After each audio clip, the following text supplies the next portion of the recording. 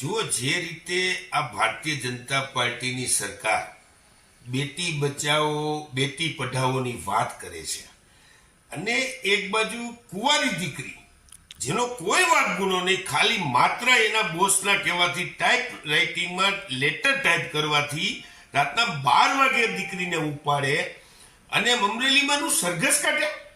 સાહેબ, શરમ આવવી જોઈએ આ સરકારને કે શું એ બુટલેગર હતી? શું એ દીકરી કઈ હિસ્ટ્રી સીટર હતી? એટલે તમે જે તમારા પીઆઈની પોલીસની ગાડી સહિત ઉલારી નાખે એને પકડી નથી શકતા. તમે આજે આવડા દારૂ પકડાય છે, આટલી વ્યાજખોરી છે, આટલી લુખાગીરી છે, તમારી ભાજપની કોર્પોરેટરને સુસાઇડ કરવો પડે છે, તમારી દીકરી હોદ્દેદારને સુસાઇડ કરવો પડે છે, એની તમે ધરપકડ કરી નથી શકતા, એનું સરઘસ કાઢી નથી શકતા.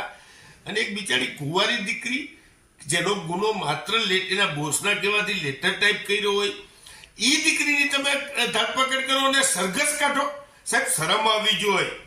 આ ઓલો નમાલીઓ હોય, માખી ઉડાડવાની તેવડ નો હોય ને, એવો ધણી હોય ને, એ બાયડી ઉપર સુરો હોય. આ ભાજપ સરકાર આ બતાવી રહી છે કે નમાલી સરકારે દીકરીઓ ઉપર સુરા થવા જાય છે.